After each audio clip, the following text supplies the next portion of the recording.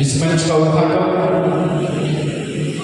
आदरणीय श्री शिवशंकर चौधरी जी और तमाम लोग संयुक्त रूप से, क्योंकि जब एकता हिंदुस्तान को सबसे पहली बार अखंड भारत की स्थापना करने वाला सरदार पटेल जी का एक ऐसा महापुरुष था, एक ऐसे वीर महापुरुष थे जो कि हिंदुस्तान को सबसे पहली बार अखंड हिंदुस्तान की कल्पना की थी। एक बार उनके सम्मान में जोरदार सरदार पटेल के सम्मान। और ये मंच का उद्घाटन दीप प्रज्वलित करके, क्योंकि अखिल भारतीय पूर्वी क्षत्रिय महासभा की ये परंपरा है कि दीप जला करके हम लोग अंधकार से प्रकाश जो जाने वाले लोग हैं, तमसों का ज्योतिर्गढ़ में अपनाने वाले लोग, तब महासभा का बैठक किया गया, क्या कहेंगे? देखिए, अभी जो फिलहाल जातीय जनगणना का वो प्रकाशन किया गया है और उसमें जिस तरह से हम लोगों की जनसंख्या निकल कर आई है लगभग 5% है।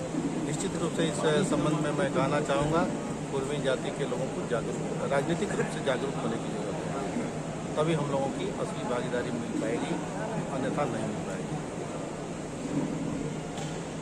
जातीय जनगणना से संतुष्ट हैं आप लोग?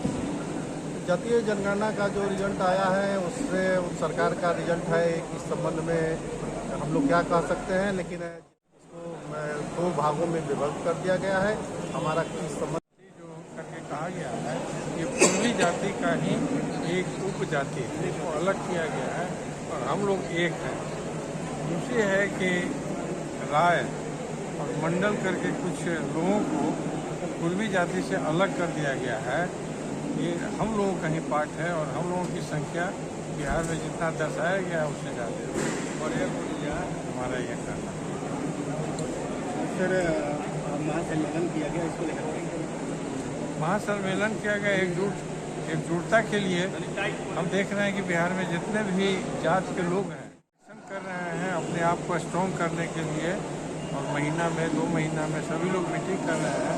हम ही लोग काफ़ी पिछड़े हुए हैं एकजुटता में, तो हम लोग प्रयास कर रहे हैं अखिल भारतीय पूर्वी क्षत्रिय महासभा के लोग या प्रदेश अध्यक्ष के नाते हम लोग प्रयास कर रहे हैं कि एकजुट होने को, और हम लोगों में भी इस तरह की ताकत आवे, एकजुट होकर के जो भी चीज़ पाया जा सकता है वो हम लोग पाएँ।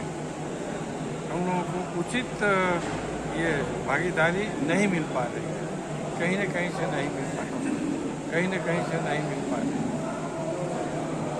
हम लोगों का वर्चुअली क्या है, जो जितना हम लोगों का शेयर मिलना चाहिए हम लोगों के बच्चों को, जितना लोगों को शेयर भी हम लोगों को किसी भी मामले में नहीं मिल पा रहा। जब तक एकजुट नहीं होगा वो शेयर हम लोगों को नहीं मिल पाएगा। किस करवट जाएगा, कहाँ जाएगा, मतलब इस पर हम इस समाज को मैं हमेशा कोशिश करते हैं कि आगे बढ़े क्षेत्र में, जिससे देश का विकास हो। इसलिए इसकी जरूरी है कि शिक्षा और स्वास्थ्य में ये भी प्राथमिकता पहला दे। शाहबाद में है 22 विधानसभा निर्वाचन क्षेत्र में विक्रमगंज से सुखदेव कुशवाहा जीते थे 1990 में, और सासाराम से जवाहर प्रसाद जीते थे, भभुआ से रामलाल सिंह जीते थे, जगदीशपुर से श्री भगवान कुशवाहा जीते थे, और बक्सर से मंजू वर्मा जी जीती हुई थी। लेकिन हम लोग उन लोगों से सीख नहीं लेते हैं, सोचने का काम नहीं करते हैं। हम लोग खंड में विभक्त हैं, हम लोग उपजातियों में विभक्त हैं, उनको एक करने की जरूरत है। शादी ब्याह जो हम लोग करते हैं किसी भी ब्रांच में करने की जरूरत है, अवधिया है, महिला है, कुछ ऐसा है, बहुत सारे ब्रांच में हम लोग विभक्त हैं। अभी एक जातीय जनगणना आप लोगों के सामने सरकार के द्वारा प्रस्तुत किया गया है। इस जातीय जनगणना में राउंड अप 38 लाख कुर्मियों की जनसंख्या बिहार में है और सरकार भी हम लोगों को दो तरह से देखने का काम करती है और धानुक जाति के लोगों की जनसंख्या राउंड अप 28 लाख है, 27,96,000 के करीब है।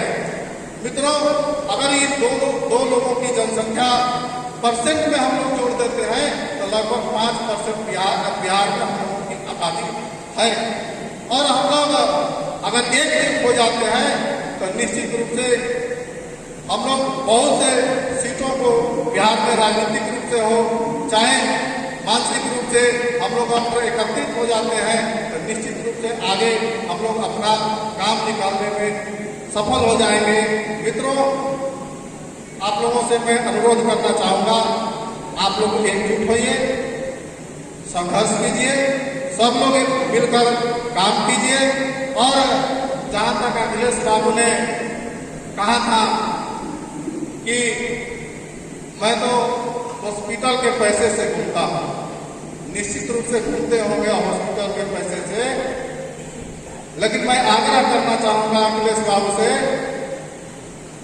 कि हॉस्पिटल से के पैसे से डॉक्टर साहब आप घूमते हैं, अखिल भारतीय कुर्मी क्षत्रिय महासभा का पैसा तो बचता ही होगा। आपके अनुसार, हमारे अनुसार नहीं, अगर बचता है तो निश्चित रूप से उस पैसे का हमारे विधानसभा निर्वाचन क्षेत्र में करघर में एक संस्थान खोलने का आप काम करें ताकि यहाँ के लोग आगे उत्तरदायी हो। और अगर ऐसा होता है तो निश्चित रूप से साई हॉस्पिटल का भी नाम होगा, अखिलेश बाबू का भी नाम होगा और वर्तमान में जो अखिल भारतीय कुर्मी क्षत्रिय महासभा के प्रदेश अध्यक्ष है उनका नाम होगा। इसके साथ साथ यहाँ पर जितने लोग बैठे हुए हैं उन लोगों का भी प्रतिष्ठा बढ़ेगा। अखिलेश बाबू ने आया और हम लोगों के लिए कुछ देकर गए। इन्हीं चंद शब्दों के साथ अपनी वाणी को विराम देता हूँ। जय हिंद, जय सरदार पटेल। एक बात रह गई है जो कि डॉक्टर साहब, डॉक्टर अखिलेश कुमार सर के द्वारा बताई नहीं गई है। हालांकि चूक हो सकती है, इंसान है, इंसान से गलतियां होती हैं, लेकिन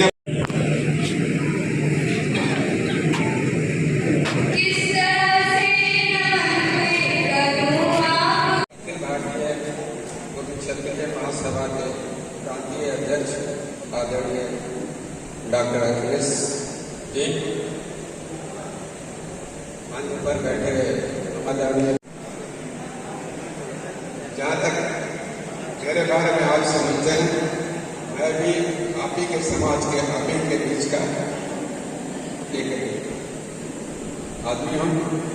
आपकी असंख्यता से मुझे आज इस सम्मेलन का उद्घाटन करने का मौका मिला।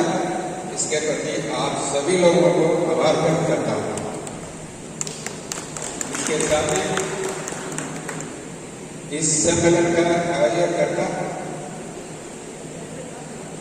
मैं उन लोगों को भी अभी आभार व्यक्त करता हूँ। यहाँ तक आप समझते हैं कि हमारा समाज सभी को जानता है कि कृषि प्रधान समाज है और इनका ग्रामीण प्रवेश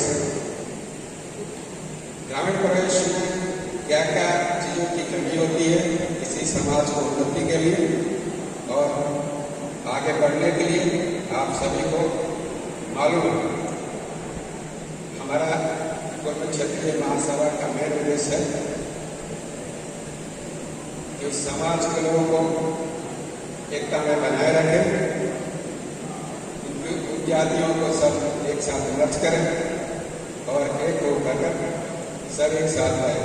एकता में ही शक्ति होती है, अलग अलग बिखर जाएंगे तो आपकी शक्ति शुरू हो जाती है। इसलिए हमारा सबसे अनुरोध होगा कि कहीं भी कुर्मी क्षत्रिय सम्मेलन हो, आप सभी इसमें भाग लें और इससे हम सभी के समाज के प्रति जागरूकता पैदा होती है। दोस्तों, हम यहाँ जिस एरिया क्षेत्र में रहते हैं इसमें हमारी सबसे बड़ी जो प्रॉब्लम है, समस्या है, शिक्षा और स्वास्थ्य की। इस क्षेत्र में शिक्षा और स्वास्थ्य की सबसे बड़ी प्रॉब्लम है। और हम समझेंगे कि शिक्षा और स्वास्थ्य का हमारे बहुत से यहाँ पर शिक्षा के बोल चुके हैं और स्पीकर बोल चुके हैं। मैं ज़्यादा नहीं बोलना चाहूँगा, लेकिन मैं जरूर अनुरोध करूँगा इस समाज के जो भी सक्षम लोग हैं अपने क्षेत्र में आधुनिक स्कूल कॉलेज खोले और स्वास्थ्य सुविधाएं भी खोले। हम इसमें स्पेशल शाही के डायरेक्टर से भी अनुरोध करूँगा इस क्षेत्र में कोई भी PSC जैसा कोई संस्था इस एरिया में जरूर खोलें, जिससे कि समाज के लोगों को फायदा हो इस एरिया में और स्वास्थ्य संबंधी सुविधाओं का सुविधा मिलता रहे। दोस्तों, किसी भी समाज को आगे बढ़ाने के लिए सबसे प्रथम शिक्षा और स्वास्थ्य का होना बहुत जरूरी है और इसके लिए हम सभी को शिक्षा और स्वास्थ्य पर हर एक समस्या के ऊपर प्राथमिकता देना चाहिए। जब तक स्वास्थ्य और शिक्षा आगे नहीं रहेगा, न हमारा समाज आगे बढ़ेगा और न ही हमारा देश आगे बढ़ेगा। इसलिए ये जरूरी है कि हम शिक्षा और स्वास्थ्य पर ध्यान दें और अपने बच्चों को और बच्चियों को अवश्य पढ़ाएं। इसके सिवा और कोई रास्ता नहीं है समाज को आगे बढ़ने के लिए। इसके अलावा जो बोलना चाहेंगे, हमारा समाज का प्रतिनिधित्व हम सभी क्षेत्रों में अपने समाज का प्रतिनिधित्व उचित प्रतिनिधित्व मिलना चाहिए और हमें हर एक क्षेत्र में आगे बढ़ना चाहिए। ये अपने दिमाग से हमारे समाज को निकाल दें कि हम किसी से कम हैं, हम सबसे ऊपर हैं। खाली आपको मिल पाव चाहिए और स्वास्थ्य और शिक्षा का ध्यान ये जरूरी है। इसके बिना कोई पॉसिबिलिटी नहीं हो सकता। समाज को आगे बढ़ाना है तो आप बच्चे बच्चियों को अवश्य पढ़ाएं। इस सम्मेलन को देखने से इसके बाद इन दोनों बच्चों को सम्मानित किया जाएगा, जो कि स्वागत अतिथि यहाँ पे प्रस्तुत की थी। जमीन गुरु जी को मैं आमंत्रित करता हूँ।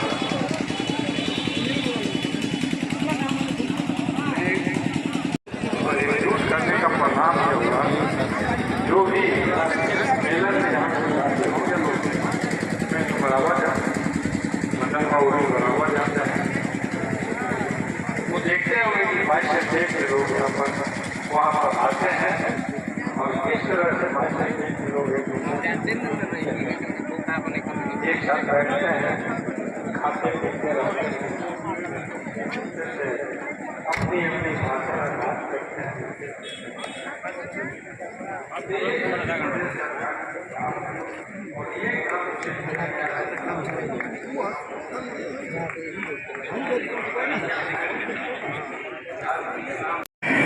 इसी समाज में चर्चा होनी चाहिए कि ये और होना चाहिए। साथ ही हम लोग के समाज में हम देखते हैं कि शादी विवाह में खर्ची की है, खर्ची को भी रोक कर कुछ नहीं जोड़ सकते, किसी का संभव नहीं है। तो इतना तो जरूर हो सकता है। संख्या आपको दिखाना है, जितनी संख्या है निश्चित तौर पर काउंटिंग जो भी हुआ है उसमें कमी है। जिस कारण से भी कमी हो, ये विवाद का विषय ऐसा लगता है कि जो भी जहाँ भी है जिससे जुड़े हुए हैं उसे संतुष्ट है या असंतुष्ट है। मैं तो असंतुष्ट हूँ। मैं इस सभा में ये बोल रहा हूँ कि मैं असंतुष्ट हूँ कि हमसे धार्मिक जाति को उपजाति को अलग जो किया गया।